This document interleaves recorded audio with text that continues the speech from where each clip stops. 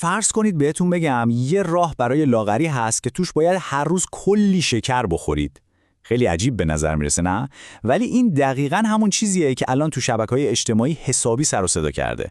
امروز می‌خوایم با هم بریم تا و توی این ماجرا رو در بیاریم و ببینیم اصلاً قضیه از چه قراره. بله، درست شنیدید. آدما دارن کلی شکر میخورن و میگن داریم لاغر میشیم. این ادعاها اونقدر جنجالی شده که اینترنت رو عملاً به دو جبهه تقسیم کرده. حالا سوال اینه، واقعاً پشت این حرفا علم هم هست یا همش یه بازی تبلیغاتیه؟ بیایید با همین قضیه رو حسابی بشکافیم. خب برنامه‌مون اینه. اول از همه می‌بینیم این رژیم شکر اصلاً چی هست. بعد یک کشف علمی خیلی جالب رو بررسی می‌کنیم که شاید نظرتون رو عوض کنه.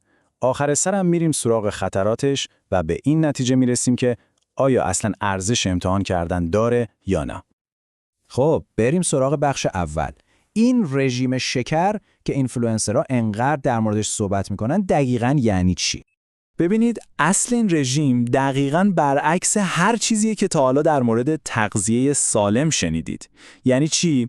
یعنی پروتئین و چربی رو تقریباً حذف میکنید و به جاش اکثر کالری هاتون رو از کربوهیدرات به خصوص قندهای ساده مثل شکر میگیرید. یه نگاه به این نمودار بندازید، واقعاً عجیبه. 83% کالری ها فقط از کربوهیدرات میاد. این یعنی تمام قواعدی که در مورد یه رژیم غذایی متعادل میدونستیم اینجا کاملا زیر پا گذاشته شده. اما دقیقاً همین جاست که داستان یه پیچ خیلی جالب پیدا میکنه. یه مطالعه علمی جدید یه چیز رو کشف کرد که نشون میده کل قضیه اصلا ربطی به خود شکر نداره. محققا دیدن افرادی که تو این رژیم بودن بدنشون انگار تبدیل به یک کوره شده بود. بدون اینکه فعالیت فیزیکیشون رو بیشتر کنن شروع کرده بودن به سوزوندن کالری خیلی بیشتر. یعنی همینطوری نشسته بودن و کالری میسوزوندن. و اینجاست که به نکته کلیدی میرسیم. محققا برای اینکه مطمئن بشن یه کار جالب کردن. کربوهیدرات رو با چربی عوض کردن ولی پروتئین رو همونقدر پایین نگه داشتن و نتیجه چی بود؟ دقیقاً همون افزایش متابولیسم. این یعنی عامل مشترک و اصلی یه چیز دیگه است. اینکه عامل اصلی این اتفاق شکر نیست بلکه کمبود پروتئینه. پس اسم این رژیم از اساس اشتباهه. این در واقع یه رژیم محدودیت پروتئین هست، نه رژیم شکر. خب حالا سوال اینه که چطور ممکنه کمبود پروتئین متابولیسم رو اینطوری بالا ببره؟ جوابش توی مکانیزم هورمونی خیلی جالب توی بدن ماست. وقتی به بدن پروتئین کافی نمیرسه، تولید یه هورمون به اسم FGF21 رو به طرز شگفت‌انگیزی بالا میبره تا 361%. این هورمون مثل یه سیگنال اضطراری عمل میکنه و یه دستور خیلی خاص به سلولهای بدن میده. این هورمون میره سراغ نیروگاه‌های سلولی ما، یعنی میتوکندریا، و بهشون میگه ناکارآمد کار کنید. بذارید یه مثال بزنم. فکر کنید موتور ماشینتون به جای اینکه چرخ‌ها رو بچرخونه، بیشتر بنزین رو تبدیل به گرما کنه و هدر بده. بدن هم دقیقاً همین کار رو با کالری‌ها میکنه. انرژی رو به جای ذخیره کردن به شکل گرما تلف میکنه. اسم علمی این فرایند هم هست جداسازی میتوکندریایی. نتیجه این هدر رفتن انرژی چیه؟ اینه که شما هر روز حدود 20% کالری بیشتر میسوزونید. این یعنی بدون اینکه حتی از جاتون بلند شید، بدنتون داره به اندازه یه ورزش سبک کالری سوزی میکنه. واقعا جالبه. خب تا اینجا همه چیز خیلی هیجان انگیز به نظر میاد نه؟ اما حالا میرسیم به سوال اصلی و خیلی مهم. آیا واقعا کار درستیه که همچین رژیمی رو امتحان کنیم؟ بیایید یه نگاه واقع بینانه به خطراتش بندازیم.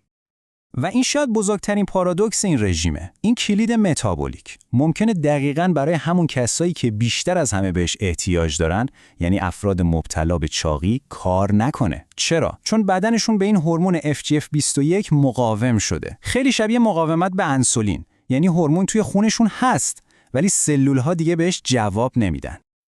و این فقط یه بخش از ماجراست. خطرات بلند مدتیش واقعاً جدیه. داریم در مورد آسیب به کبد به خاطر قند زیاد، کمبود اسیدهای آمینه و چرب ضروری که برای مغز حیاتیه و حتی مشکل در جذب ویتامین‌های مهم صحبت می‌کنیم. تازه این وسط سلامت روده‌تون هم به خطر میفته. خب برای اینکه ببینیم این خطرات فقط روی کاغذ نیستن، بیایید یه نگاه به داده‌های واقعی بندازیم. میریم سراغ یکی از معروف‌ترین طرفدارهای این رژیم، مارک بل، و نتایج آزمایش خونی که خودش منتشر کرده رو بررسی کنیم. فقط یه نکته خیلی مهم رو باید همین اول بگم.